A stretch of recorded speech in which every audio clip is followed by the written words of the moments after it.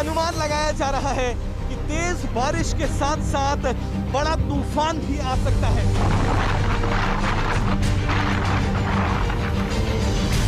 और आप देख सकते हैं जो समुंदर है वो काफी रफ हो चुका है और गुजरात के 14 डिस्ट्रिक्ट ऐसे हैं जो इससे ज्यादा से ज्यादा अफेक्टेड होंगे। ये देखिए कि किस तरह से तेजी से मुंबई में हवा चल रही है। हवा इतनी ज्यादा तेज है और साथ में बारिश भी हो रही है।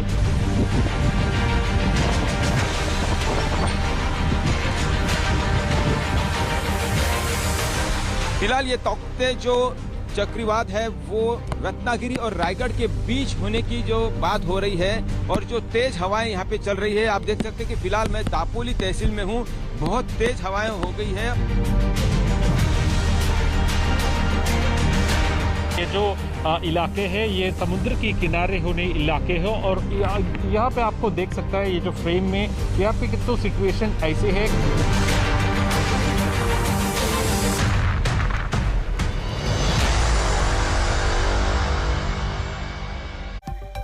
ताउते तूफान के असर से मुंबई कांप रही है, तेज बारिश हो रही है, समंदर की लहरें उफान पर हैं। एयरपोर्ट शाम तक के लिए बंद कर दिया गया है। मुंबई से हमारे संवाददाता की रिपोर्ट देखिए। हो गई है मुंबई से के किनारे से करीब 125 किलोमीटर नॉर्थ वेस्ट ये पूरा तूफान इस वक्त जा रहा है और आप देख सकते हैं ये सीलिंग मुंबई का सीलिंग आप देख सकते हैं 2 दिन के लिए ये सीलिंग बंद कर दिया गया है। ऊंची लहरें सीलिंग के नीचे उठती हुई आप नजर आ रही है और ये जो पूरा विंड स्पीड है वो करीब 70 से 80 किलोमीटर प्रति घंटे के रफ्तार से ये पूरा विंड स्पीड यहाँ पर जा रहा है। ये मुंबई के वर्ली का इलाका है और मुंबई के करीब करीब हर इलाके में इसी तरीके से तेज बारिश हो रही है। सुबह से हम देख रहे हैं कि मुंबई के कई इलाकों में पेड़ गिरे हुए हैं, इक्का दुक्का गाड़ियां यहां पर सड़क पर नजर आ रही है, लेकिन कई जगह पर इस तरीके से क्रेन लगा दिए गए हैं ताकि गिरा हुआ पेड़ वहां से उठाया जा सके। लेकिन सबसे बड़ी चीज अगर आप यहां पर देखें समुंदर की तरफ तो ऊंची लहरें समुंदर में उठती हुई साफ नजर आ रही है। मई का महीना है, बारिश का मौसम लग रहा है पूरी तरीके से। मुंबई का सीलिंग जैसे मैंने कहा पूरी तरीके से बंद है। आप देखते हैं कि विजिबिलिटी इस वक्त काफी कम है, जिसके वजह से मुंबई का एयरपोर्ट भी बंद कर दिया गया है और ऊंची लहरों के वजह से जो मछुआरे हैं उनको कहा गया है कि समुद्र में ना जाए। मुंबई के हर समुद्र किनारे पर पुलिस की तैनाती है, लाइफ गार्ड्स की तैनाती रखी गई है ताकि अगर कोई समुद्र के पास जाता है तो उसे बाहर निकाला जा सके। लगातार थोड़ी थोड़ी अंतराल से यहाँ पर तेज बारिश होती हुई भी यहाँ पर नजर आ रही है। लेकिन सबसे बड़ी बात मुंबई के जो कोविड सेंटर्स है वहां से लोगों को शिफ्ट कर दिया गया है। खास करके वो जो ऑक्सीजन सिलेंडर्स पर है उनको वहां से शिफ्ट करके अस्पताल में शिफ्ट कर दिया गया है। मुंबई का बीकेसी का जो कोविड सेंटर है वहां पर भी यही कहा गया था, यही इसी तरीके से कल रात को ही वहां पर शिफ्ट किया गया। मैंने आपको दिखाया कि मुंबई पूरी तरीके से जैसे कि बारिश का मौसम है ऐसा ही मुंबई लग रही है। और मेरे साथ यहाँ पर मुंबई की मेयर किशोरी पेडनेकर इस वक्त मेरे साथ मौजूद है जो यहाँ पर मुआयना करने आई थी। किशोरी जी, क्या मुंबई की स्थिति क्या है फिलहाल? बारिश जोरदार हो रही है, मुंबई का सीलिंग बंद कर दिया गया है, कोविड सेंटर से लोगों को हटा दिया गया है, क्या स्थिति है मुंबई? अभी भी तूफान का जोर बाकी है। 3 घंटे के पहले तो ज़्यादा ही जोर था और अपना जो सी है वो बहुत ही उसको तूफान पर है। हाँ, लेकिन हमारी एनडीआरएफ की टीम है, लाइफ गार्ड है, हमारे पुलिस दस्ता कर रहे हैं। बहुत से ट्री हवा के कारण गिर भी गए हैं, लेकिन उसमें एक अच्छी बात है कि मनुष्य हानि नहीं हुई है। और यही तो हम चाहते हैं कि लोग ऐसे तूफान में जब भी जानकारी मिलती है तो हर एक ने घर में रहना चाहिए और प्रशासन हमारे जैसे लोग रास्ते पे रह के आपका सुरक्षा कर सकते हैं। कोविड सेंटर की क्या स्थिति है? कोविड सेंटर से 600 रुग्ण हमारे शिफ्ट किए गए हैं। बीकेसी हमारा मुलुंड, हमारा दहीसर से पूरे पेशेंट सुरक्षित जगह पे लेके गए हैं। अरब सागर में उठे तूफान की वजह से मुंबई के अलग अलग इलाकों में तेज बरसात हो रही है। इस वक्त हम हैं अंधेरी के सबवे में। हालांकि जो साइक्लोन है वो तकरीबन 120 किलोमीटर दूर जा चुका है, लेकिन फिर भी तेज बारिश जो देखिए आप हो रही है। इसकी वजह से निचले जो इलाके हैं उसमें काफ़ी ज़्यादा पानी घुस गया है और यही वजह है कि न सिर्फ अंधेरी सबवे बल्कि आसपास के जितने लो लाइंग एरियाज हैं उनमें आवाजाही रोक दी गई है। लोग बार बार एडमिनिस्ट्रेशन जो है वो लोगों से यही कह रहा है कि घर से ना निकलें जब तक बहुत ज़्यादा ज़रूरी ना हो। कैमरामैन प्रवीण पाटिल के साथ विद्या, मुंबई आज तक। ये पूरी तरह से जो तूफान तौकी है ये अरेबियन सी में मुंबई की तरफ से गुजर रहा है, क्योंकि आप समंदर में अगर उफान देखेंगी और जो हवा की रफ्तार है उससे साफ तौर पर समझ में आएगा कि किस तरह से ये तूफान इस वक्त मुंबई से गुजर रहा है। और इसीलिए शायद IMD ने इस तूफान को एक्सट्रीमली आप कह सकते हैं क्रिटिकल बता दिया है, क्योंकि ये जो वेव्स हैं पानी का जो आप देखेंगी यही फ्रेम में अगर कंटिन्यू करे तो ये सीधा जो रास्ते तक है गेटवे ऑफ इंडिया पर पानी आ रहा है। दूसरी तरफ अगर हम आपको दिखाएं एक अंदाजा देखने के लिए, अगर पेड़ों पे आप नजर डालेंगी तो उससे ये हवा का आप अंदाजा लगा सकती हैं कि ये जो विंड की स्पीड है ये मुंबई में लगातार इस वक्त बढ़ती जा रही है। पेड़ गिरने के जो हादसे हैं वो सामने आ रहे हैं। प्रशासन की तरफ से सारी तैयारियां की गई थी कि इलेक्ट्रिसिटी ना जाए, कोविड केयर सेंटर्स में, फील्ड हॉस्पिटल में तकलीफ ना हो, लेकिन जो वेदर का इम्पैक्ट है वो आप देखेंगे तो लगातार बढ़ता जा रहा है। और इसलिए मुंबई में अगर देखें तो ये हवा की स्पीड की वजह से कई जगह पेड़ गिर रहे हैं, कई लोगों को इंजर्ड हो गए हैं, इसलिए हॉस्पिटल में एडमिट भी करना पड़ा है। तो आगे चलकर इस कुछ घंटों में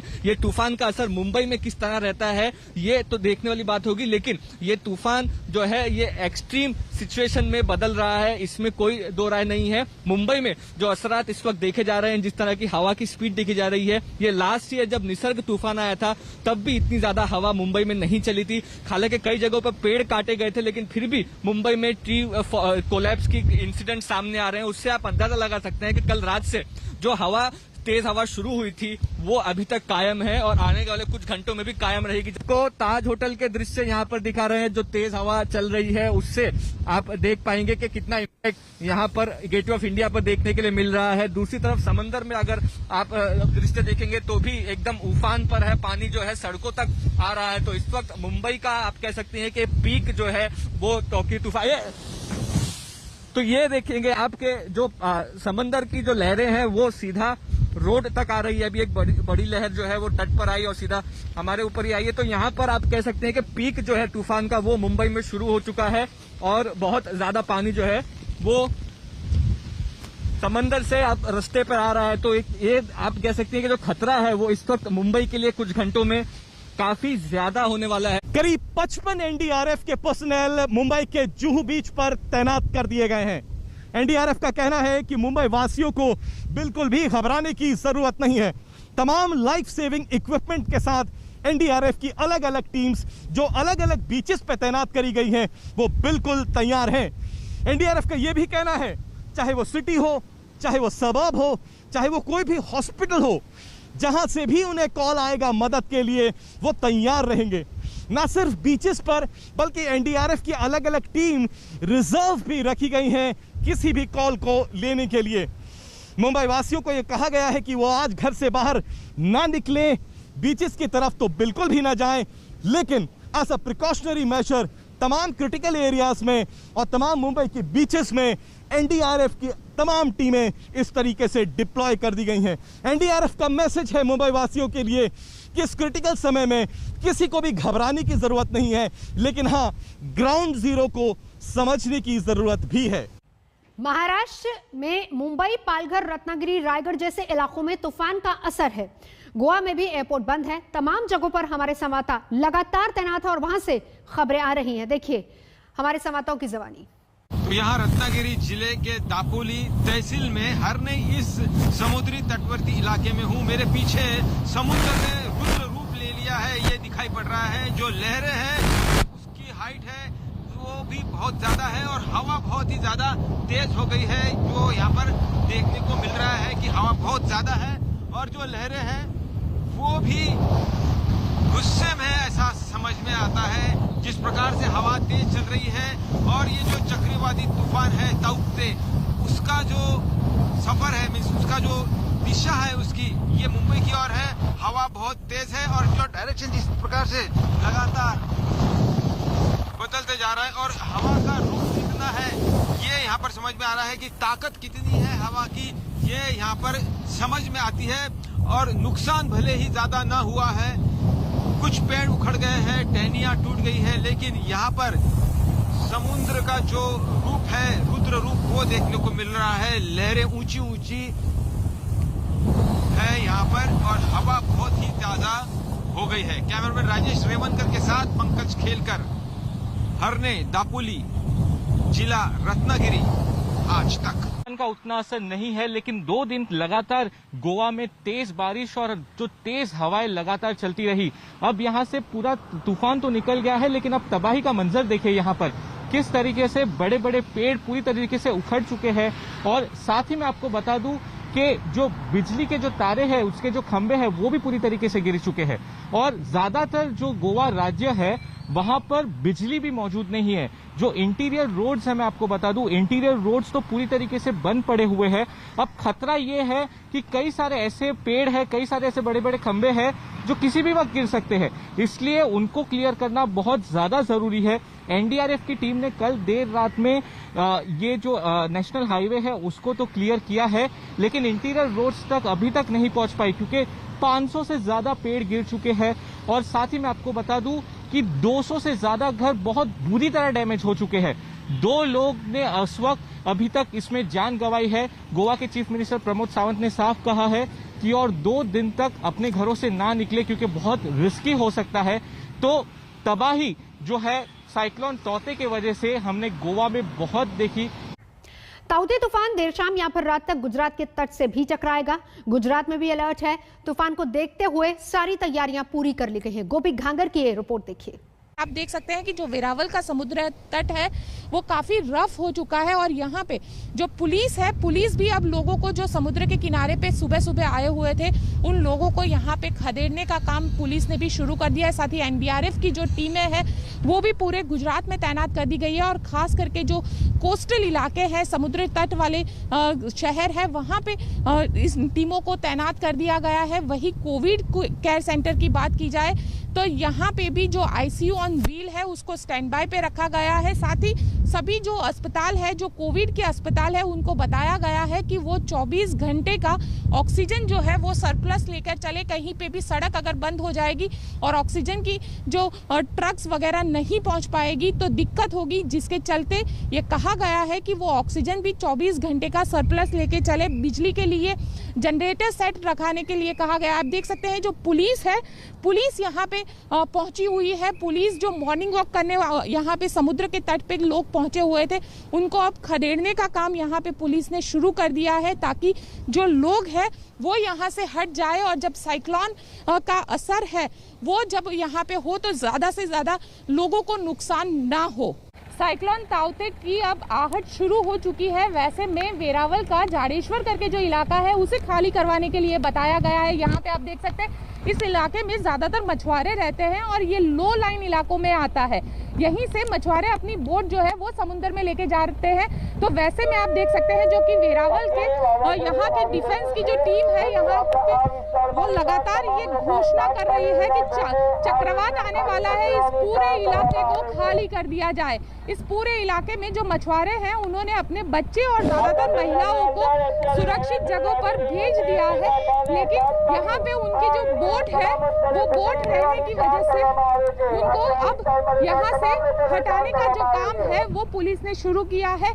माना जा रहा है कि आज शाम तक जो चक्रवात है वो वेरावल और ऊना के बीच में लैंडफॉल हो सकता है, जिसके चलते ये प्रिकॉशंस के जरिए लोगों को यहाँ से सुरक्षित स्थानों पर निकालने का काम जो है वो जारी कर दिया गया है। गुजरात से गोवा तक, केरल से कर्नाटक तक और महाराष्ट्र से लक्षद्वीप तक हर जगह तूफान की पल पल की खबरें आप तक पहुंचाने के लिए हमारे रिपोर्टर्स तैनात हैं।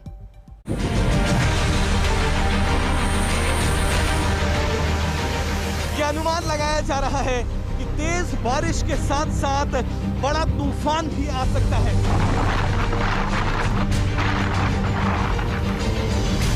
और आप देख सकते हैं जो समुंदर है वो काफी रफ हो चुका है और गुजरात के 14 डिस्ट्रिक्ट ऐसे हैं जो इससे ज्यादा से ज्यादा अफेक्टेड होंगे। ये देखिए कि किस तरह से तेजी से मुंबई में हवा चल रही है। हवा इतनी ज्यादा तेज है और साथ में बारिश भी हो रही है।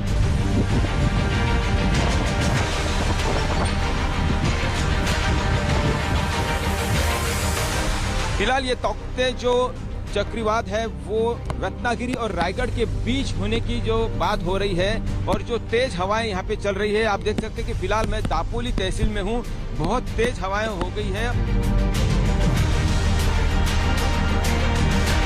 ये जो इलाके हैं ये समुद्र के किनारे होने इलाके हैं और यहाँ पे आपको देख सकता है ये जो फ्रेम में यहाँ पे कितना सिचुएशन ऐसे है।